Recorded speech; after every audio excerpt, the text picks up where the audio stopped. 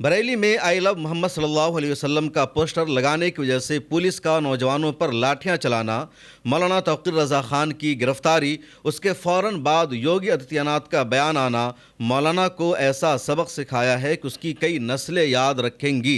ये सब अचानक नहीं हुआ, पहले से प्लानिंग की गई थी, साजिश रची गई थी। बहुत सारे नौजवान सोशल मीडिया पर लिख रहे हैं मौलाना तौकीर रज़ा खान कसूरवार है, ज़िम्मेदार हैं, उन्होंने ही भीड़ को इकट्ठा किया था, उनकी वजह से बरेली में 2000 अफराद पर मुकदमा दर्ज हुआ है, 50 से ज़्यादा नौजवान जेल भेजे गए हैं। बीजेपी फ़ायदा उठा रही है, लेकिन इसके पीछे की जो सच्चाई है, इसके पीछे का जो एजेंडा है, बहुत ही ख़तरनाक है, बहुत ही शर्मनाक है।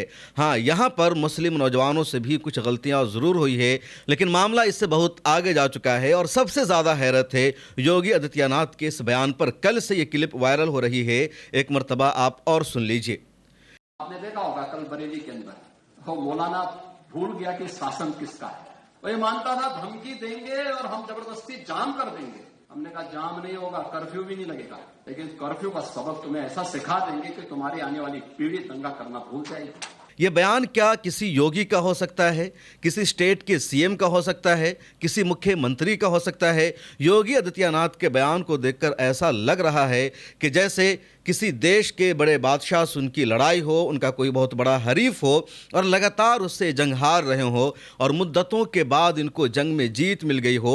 अपने हरीफ बादशाह को, राजा को इन्होंने शिकस्त से दो चार कर दिया हो, उसे बेड़ियों में जकड़ दिया हो, गिरफ्तार कर लिया हो और फिर वो अपनी आवाम के सामने ऐलान कर रहा हो हमने अपने दुश्मन को ऐसा सबक सिखाया है, उसकी नस्ल याद रखेंगी। हम लगातार इसकी कोशिशें कर रहे थे, आखिर बयान है क्या? मौलाना तौकीर रज़ा खान हिंदुस्तान के शहरी हैं, उत्तर प्रदेश के शहरी हैं। वो जमहूरियत के दायरे में रहते हुए एक एहतजाजी रैली निकालना चाह रहे थे। अगर उन्होंने गलत किया, उन्होंने अपनी वीडियो जारी करके कहा था अगर मेरा कसूर है तो मुझे गिरफ्तार करो।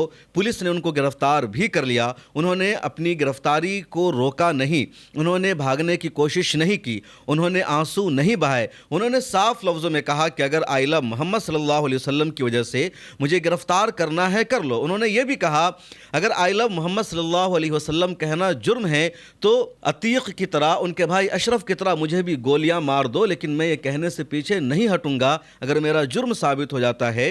और पुलिस ने जाकर उनको गिरफ्तार कर लिया। उसके बाद योगी का इस तरह का बयान देना बेहद शर्मनाक है। योगी आदित्यनाथ की एक और क्लिप वायरल हो रही है, आप इसे भी सुन लीजिए। आई लव मोहम्मद कह करके अव्यवस्था और आगजनी तोड़फोड़ का सहारा ले रहे हैं।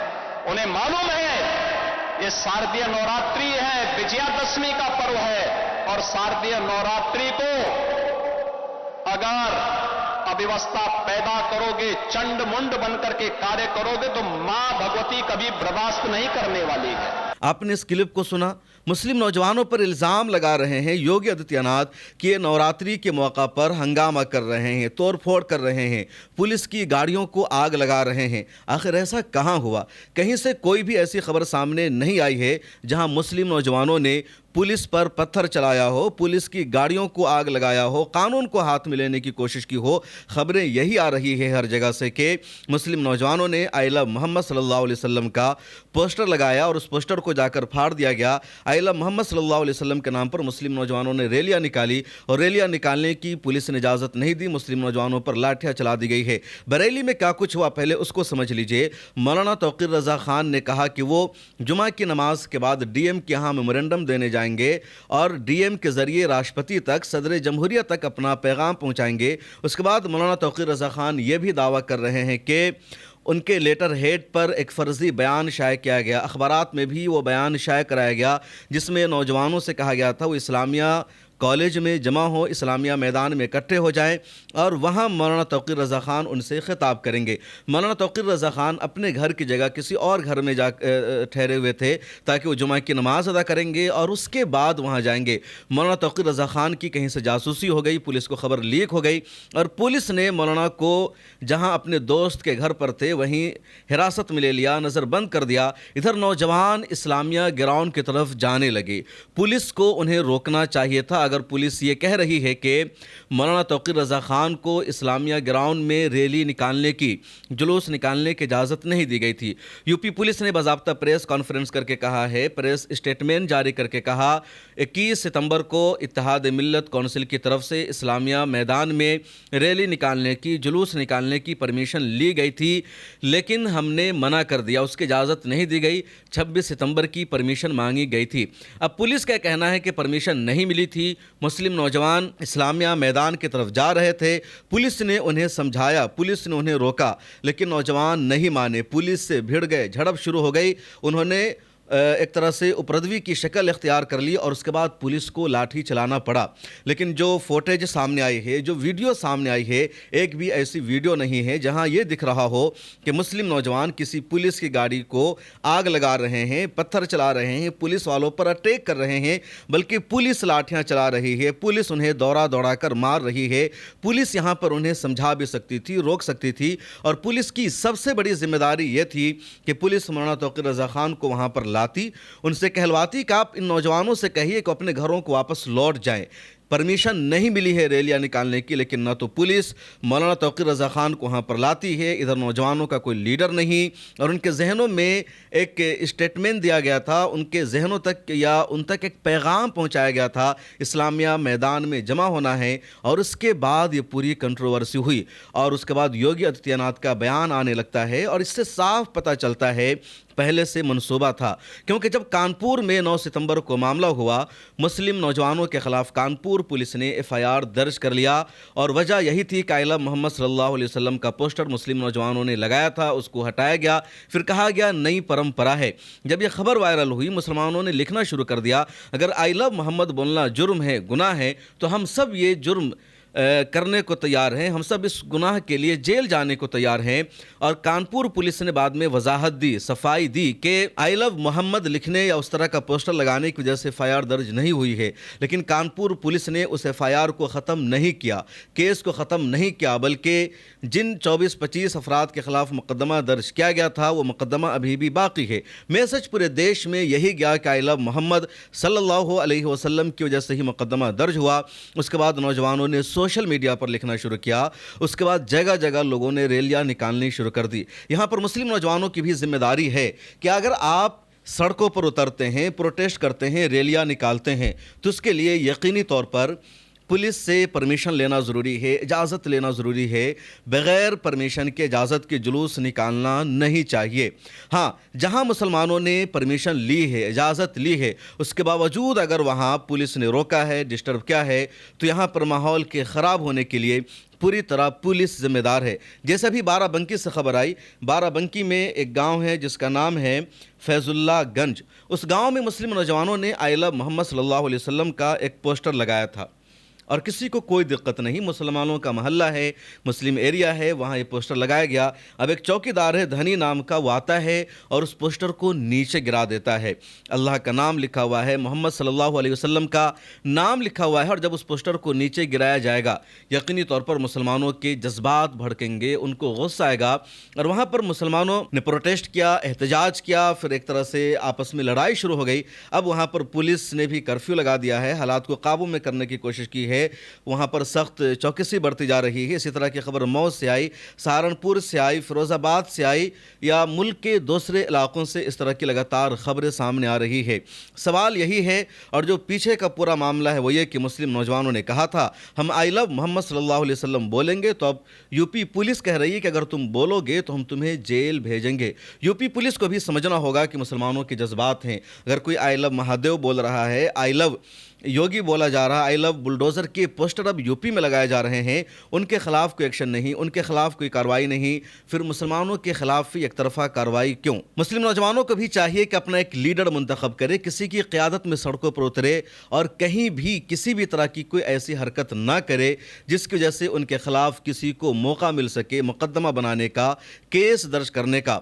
ये जो कैंपेन शुरू हुआ था सोशल मीडिया पर शुरू हुआ था, और सोशल मीडिया पर मुसलमान लिख रहे थे आई लव मोहम्मद محمد صلی اللہ علیہ وسلم، مسلمان ویڈیو بنا رہے تھے آئلہ محمد صلی اللہ علیہ وسلم، اس مدعا کو، اس مہم کو سڑکوں پر لانے کی ضرورت نہیں تھی یا اس مہم کو لے کر ریلیاں کرنے کی ضرورت نہیں تھی، لیکن مسلمانوں نے کچھ علاقوں میں ریلیاں کی، کچھ علاقوں میں جلوس نکالا اور پھر پورے دیش میں جلوس نکلنے کا سلسلہ شروع ہو گیا۔ امت کے نوجوانوں کی ایک بڑی پرابلم یہ بھی ہے کہ جو بڑے مدعے ہوتے ہیں، جو ریئل ایشوز ہوتے ہیں، اس پر یہ ریلیاں نہیں نکالتے، اس پر پروگرام نہیں کرتے، اس پر احتجاج نہیں کرتے، اس کے لیے ان کو بلایا جاتا ہے تب اکٹھا نہیں ہوتے، اور جو معاملے سوشل میڈیا تک رکھنے کے لیے کافی تھے، جن معاملوں میں ملک کی مذہبی لیڈرشپ نہیں آئی تھی، ملی لیڈرشپ کچھ اعلان نہیں کر رہی تھی، ان معاملوں میں انہوں نے خود کو آگے نکلنا شروع کر دیا۔